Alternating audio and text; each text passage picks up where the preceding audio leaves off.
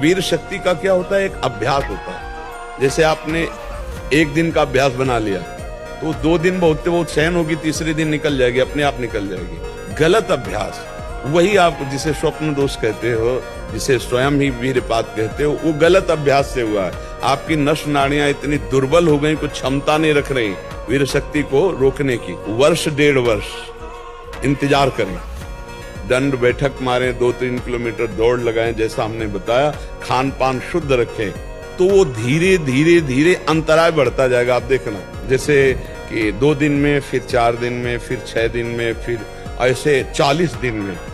फिर ऐसा होता है कि अगर कोई हरकत गलत ना करे तो ठीक हो जाता है। लेकिन सप्तम धातु वीर एक मन शुद्ध सात्विक पौष्टिक अन्न के बाद एक बार के लिए तैयार होता है। और यहाँ बच्चे खिलवाड़ में 2-2, 3-3 बार रोज, अब क्या होगा उनका, हड्डियों तक की सामर्थ्य नष्ट हो जाएगी, कुछ दिनों बाद देखना बंद हो जाएगा, खड़े होने में चक्कर आएगा, कमर दर्द करेगा, पैरों में टूटन बनी रहेगी, दिमाग में टेंशन बनी रहेगी, पढ़ोगे तो कुछ याद नहीं रहेगा, स्मृति नष्ट होने लगेगी, एक नास्तिकता छा जाएगी, फिर ये जीवन भार लगेगा, फिर नशा में उतर जाओगे।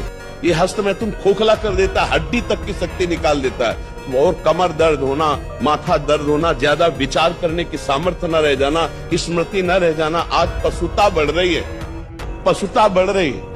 किसी भी पुरुष का किसी भी तरह से संग एकांतिक न स्वीकार करें, चाहे रिश्तेदार हो चाहे नातेदार हो, कभी एकांतवास न होने पाए। सबसे पहली बात, अगर घर में कोई नहीं है तो हमें किसी से नहीं मिलना, चाहे मेरा पूज्य से पूज्य, चाहे वो वृद्ध हो चाहे जवान हो चाहे कोई भी हो। प्रथम बात, आसक्ति का मोड़, जैसे नदी है, आप उसे रोक नहीं सकते, अब उसके लिए पहले नहर निकालो दोनों साइड से, फिर आगे चल के बांध लगा दो, रुक जाए, क्योंकि उसका पानी निकल। अब आसक्ति को सीधे रोका नहीं जा सकता। अगर आप दूसरी माताओं बहनों की तरफ देखोगे तो ये लिख लो हमारी बात, तुम्हारी कामाशक्ति बढ़ती जाएगी और तुम्हें ऐसा विश्वास होगा कि इसमें सुख है, और वो ऐसी जगह फंसाएगा कि तुम्हारी फिर जो हालत होगी ना अंदर से ना बाहर से तुम झेल नहीं पाओगे।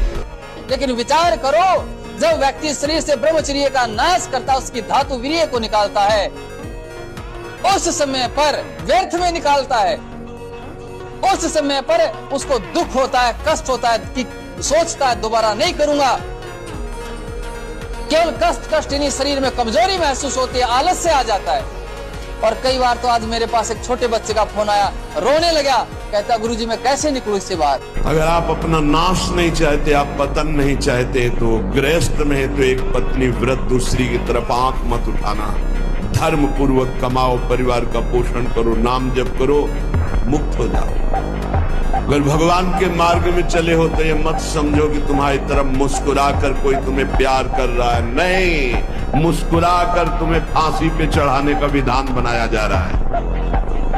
हमारी हृदय की बात को समझ लेना, ये मत सोचो कि तुम कहीं से झांक कर देख रहे हो, तुम्हारी तरफ कोई देख रहा, मुस्कुरा दिया मतलब तुम्हारे नाश के लिए बाण संधान हो चुका है होश में। इसे तुम प्यार मत समझना। प्यार रो के मर, एक बार मरना है ना, स्वीकार कर लिया, वो एक ही बार होगा ना, जब होगा तब देख लिया जाए। आज तो मस्ती से रो, आनंद से रो, प्यारी जू का गुणगान करो, चौड़ी छाती करके चलो।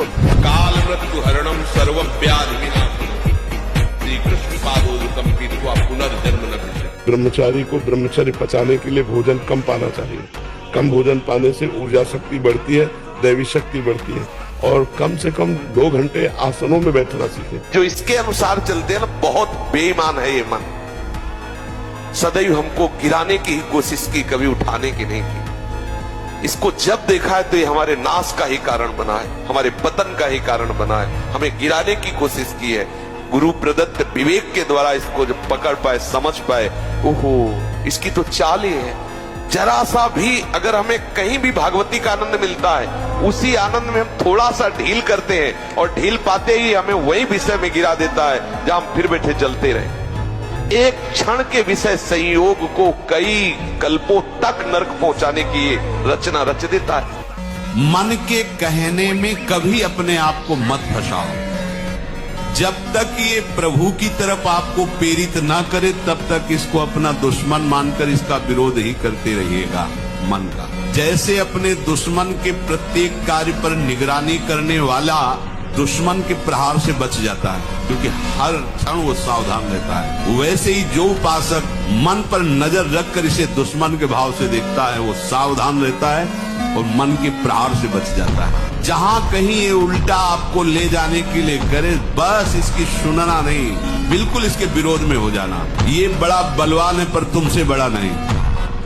यदि अमृत पद प्राप्त करना है तो झुकना सीखो, सर झुकाना सीखो सबके चरणों में, क्योंकि सब में मायाधीश भगवान गुप्त रूप से विराज। वो देख लेंगे कि अहंकार रही तो तुम्हें अमृत पद दे देंगे। भगवान ने सलाह दी, यदि तुम्हें अमृत पान करना है तो तुम्हें सर झुकाना पड़ेगा। इसीलिए भगवान के भक्तों को देखो, कितना भी सताया जाए कभी विरोध नहीं करते, जोई जोई प्यारो करे सोई मुझे भावे। कहने का सारांश है कि मनुष्य शरीर में वेद एक महाशक्ति है, जो इसका अधिक से अधिक संग्रह करता है वो उन्नति को प्राप्त होता है। बड़े बड़े वैज्ञानिकों का मत है कि सृष्टि के प्रत्येक पदार्थ में कोई न कोई सार तत्व अवश्य होता है। उसी तरह मनुष्य के शरीर का एक सर्वोच्च सार तत्व है वेद। इसके बिना वो एक क्षण भी सक्रिय नहीं रह सकता। तो जो व्यक्ति अज्ञान के कारण अपने वेद का क्षरण करता है, नाश करता है, उसमें बहुत से दोष उत्पन्न हो जाते हैं। अरे घर वाले सब स्वार्थी, बुरा लगेगा जो मोहासक्त लोग हैं, क्योंकि वो जानते नहीं। जब देख लेते हमारे काम का नहीं है, तब असली रूप इनका देखने का आता है। मेरे भाई, मेरे ताऊ, मेरे चाचा, मेरे मेरे मेरे, ये झूठा है बिल्कुल। मान लीजिए बिल्कुल ऐसा माया का जाल है, मेरे मेरे मेरे, कोई साथ नहीं देता। रे तुकाराम, भगवान इतने कृपालु हैं कि अपराध देखते ही नहीं, और जो अपराधी भक्त को साबित करके शिकायत करे उसी को अपराधी। क्योंकि भक्त द्रोह, भक्त निंदा, यह कैसा स्वभाव मेरे प्रभु का है। जब आपके जीवन में विपत्ति आवे, दुख आवे, समस्या आवे, उस समय आपकी परीक्षा हो रही कि अब आप किसका आश्रय लेते। बस अगर उस समय केवल प्रियालाल तो जीत गए, किसी की ताकत नहीं कि बाल बाका कर सके। ऐसी दृढ़ आशा बांध लो, बस वो आशा नहीं तोड़ते। बस समझ, प्रभु आज तक कभी किसी भक्त के विश्वास को नहीं तोड़ा। ये उनका प्रभाव है, उनका स्वभाव है।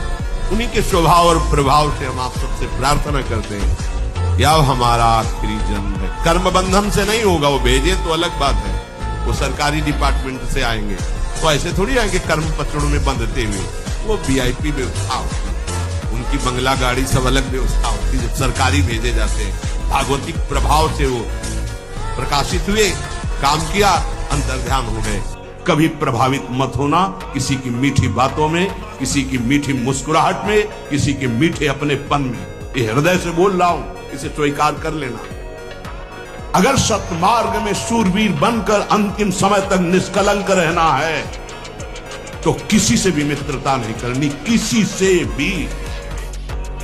असंग श्यामा श्याम के सिवा ना काहू सो बोलिबो, ना कोई व्यवहार, अपनी कुंवर किशोरी को जियत निहार निहार। ये बैठा लीजिए, जीवन को अनुभव करके ये बात कह रहा हूं। कभी नहीं, कहीं नहीं, किसी से भी नहीं। तब आप निश्चिंत, निर्भय, निशोक होकर के, आनंद मगन होकर अभ्यंतर साधना के मार्ग को पा जाएंगे। बहुत बहुत सावधानी की जरूरत है।